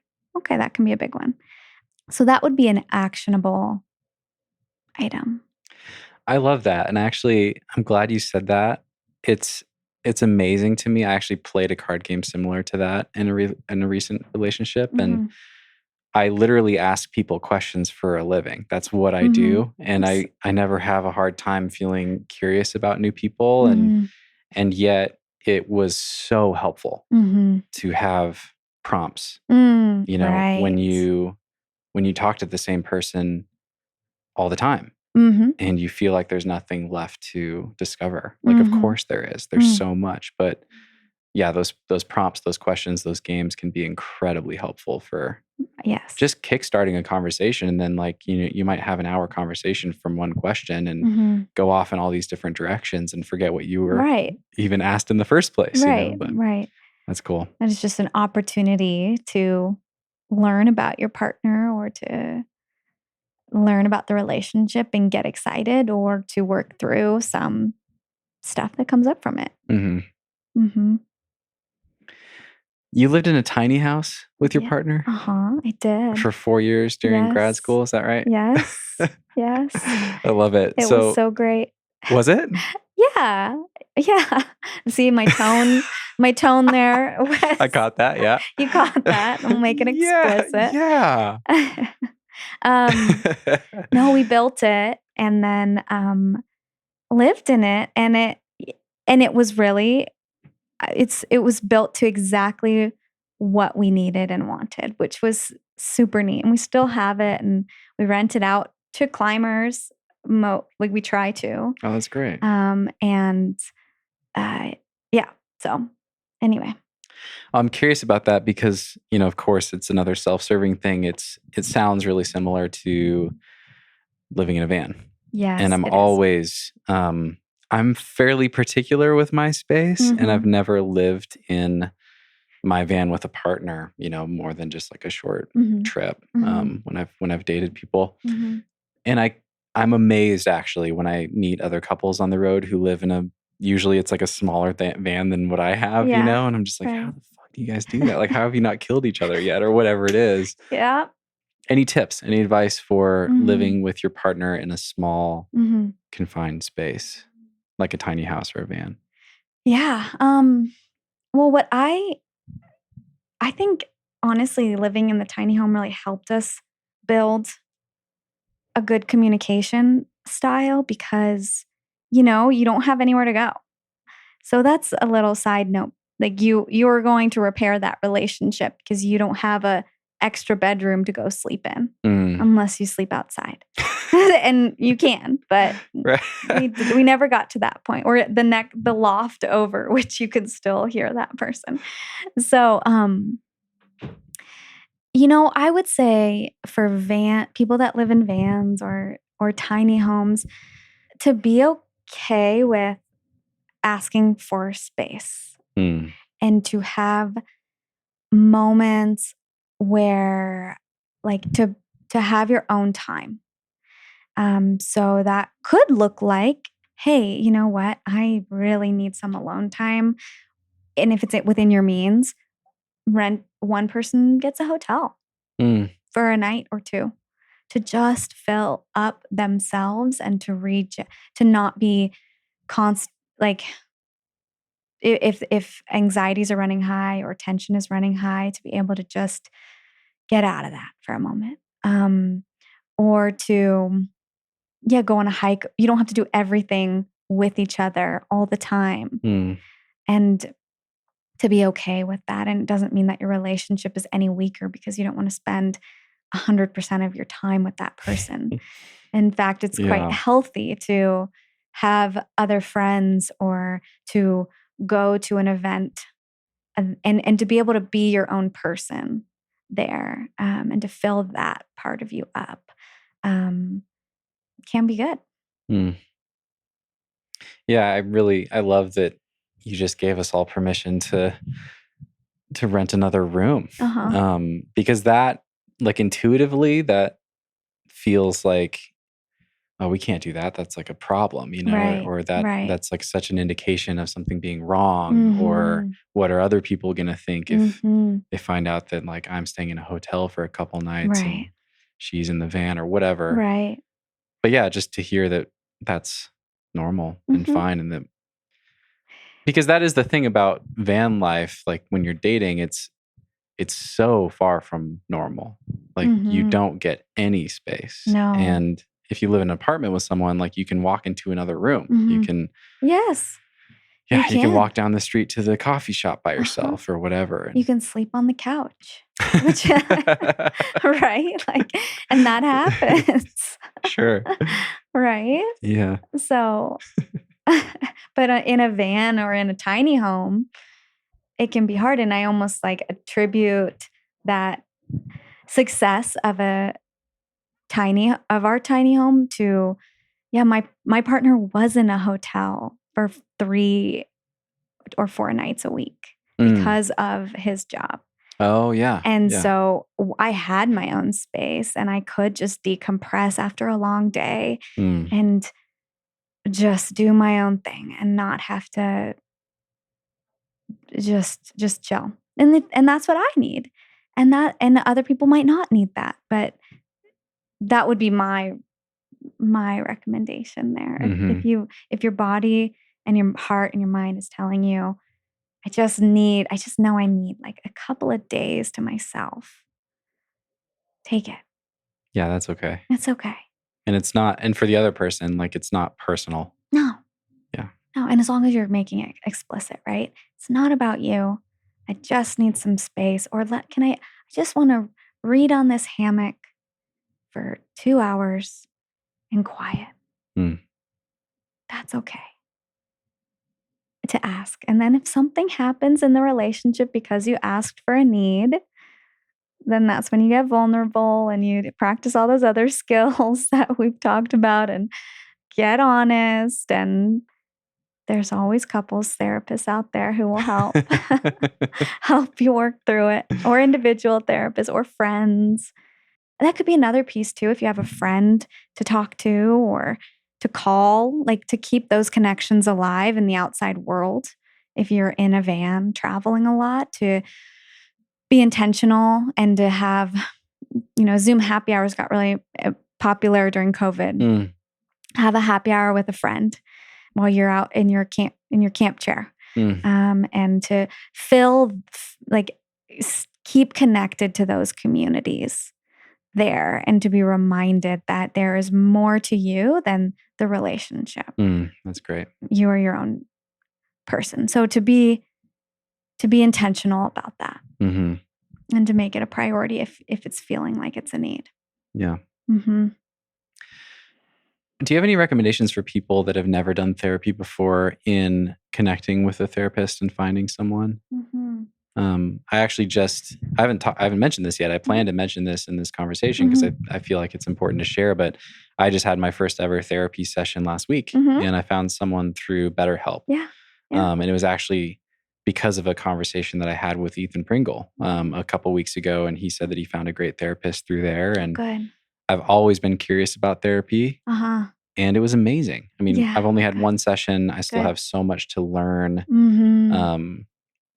with this therapist, and to also, he doesn't know that much about me and my lifestyle yet. Right. But yeah, I mean, I've always had like pretty open conversations with friends, and have always been fairly self-aware and willing to work on myself. And so I think I've felt like I never needed it, but I was really struck with how different it is to talk to a professional who actually has spent 20 years working on things like this. And I highly recommend it. I'm definitely going to keep doing it. But anyway, back to my question. How does a couple or an individual find a therapist? It can be really hard these days to find a therapist. But why is that? Not impossible. Because, what I hear a lot is people, a lot of therapists are full, or insurance can be really hard to work with. And so it can be, so that's why I'm saying it can be hard. So don't let that, if you get if you don't get responses from a therapist, you reach out and make that big vulnerable step to reach out and they don't respond to you, don't give up at that moment. And so to find a therapist, it can be, I got calls after the other podcast from people from different states and about finding a therapist. And I often used the American Alpine Grief Fund list and sent that to them. They have a list of therapists there who are climbers. And I had them start there because I can't see people who are not in Colorado. I can see people in Canada, actually, which is really random. Oh, because of like a licensing Because of thing. licensure. Oh, wow. Mm-hmm. Huh, Yeah. okay. It's a really great way to protect people and to make sure and all of that. But randomly, Canada is okay because they're unregulated. Okay. Some parts. Anywho, so reach out to therapists. Like if you have a friend who is in therapy and they really like their therapist, you can always use even if you don't want to use their therapist, you can use that person. You can reach out to that person and ask, who do you know has openings there? Or when you reach out to a person, to a therapist, if you don't have openings, who do you know has openings that might be a good fit? And then most therapists offer a 20-minute free consultation or 30 minutes. Mine are typically on Zoom. Some people do in person. And that gives you an opportunity to get to know that person and to get to know that therapist. And it's important that that therapist feels like a good fit. And if it doesn't feel like a good fit, don't be afraid to say, no, it doesn't feel like a good fit. Do you know anyone else? It's kind of like dating. It's being right. Makes sense. The therapist relationship is so intimate. Yeah. And so it's so important that you feel like you have a good fit for your therapist and that your therapist cares about you and can meet what you're looking for, those needs. And so then you get started in therapy. And again, notice if it continues to feel like a good fit. And if it doesn't, don't be afraid to jump ship and to go to a different therapist and to keep trying to find someone that really feels good. So those are the tips. The other tips are to look like more tangible. Psychology Today is a great place to find a therapist. There's, through your insurance, and many therapists might not take insurance, but you might be able to use your HSA or FSA card to pay for it if you have health savings account. Health savings account, gotcha. Yeah, to help pay for it. Okay. So, because that can be such a barrier to mental health care, which is finances. Right. So, hopefully that's helpful. That's super helpful. Okay. Yeah. Yeah. Do you have openings right now? Are you taking people? I do like to keep a couple of openings for climbers. Okay. So I'll be sure to share your website in the show notes for people that want to reach out to you. And are you on Instagram? I am on Instagram. I couldn't find you. Oh yeah. Yeah. Uh-huh. I was expecting you to say no, and I was going to congratulate you. So I have a business page, and I'm just not one of those consistent content creators. Yeah. It's not, I tried with the tiny home. I tried. Job. It's so much work. It's so much work. And so, yeah, you can follow me on, I think it's Cultivate Growth Therapy. Okay. Or Cultivate Therapy. I haven't posted in 2 years, or a year. So I'm still trying to I'll link to it. Yeah, I'll find it. I'll double check with you. Follow me, DM me, whatever you do. No. Will that get to you? Do you check it at all? Yeah, I check it. Okay. I check it. Great. Yeah. Okay. I just don't, it's not the place to find stuff. But I think what I've noticed is there is this need which is why this conversation was important for, I got calls that were like, it was just really, it's really important to find a therapist that understands the climbing community. And this is after your podcast with the run out. Okay. Yeah. And that just gets it, right? So, because it just you just get it. You get the Stoke, and you're not trying to change me, and you're not going to judge me, and this is just me. And to have a therapist that, like, again, delights in that and says, I'm not going to try to change you. And I know you want a good relationship, or you want these other parts of your life to be full. So how do we make it all work so it all feels good and you feel whole? Anyway, that showed me that there was a need. So, people can always, I might be doing some workshops for people in different states and couples for different states for climbers. So to just like register an interest or something. And so then you're on an email list. And if when it happens, to just know that that's a tool, and you can begin to work on some of the skills that we talked about. Awesome. So, yeah. Thank you, Dorian. Thank you for this conversation. I really think this is going to be just a really unique and really special and really helpful conversation for a lot of people listening. And I just want to thank you for sharing so much of yourself in this conversation as well. That's a real gift. Thank you. I appreciate the opportunity. My pleasure. I really do. And to be able to just bring some humanness to therapy and couples therapy and what couples can go through, and know that it's normal, and to normalize it and validate it is so important. Anything else on your list? Well, I had like a whole thing about like falls and stuff and how to come back after a fall as a couple, but that's okay. Okay. We'll just have to do a round 2. Let's save it for next time. Right. I think that's very important and can be a big conversation, but okay. Yeah. Let's plan on it. Okay. That'd be great. I'd love to do another round. We'll see how the response is. Yeah. We'll start with that. Yeah. And with that, thank you guys so much for listening. If you're still with us, thanks for being here. And please reach out. Please reach out to me, to Dorian. Let us know what you thought of this conversation. If you have thoughts or questions or comments, feedback, anything, I'm sure. I'd love to hear it, I'm sure. Yeah, me too. We'd both love to hear it. So yeah. Thank you.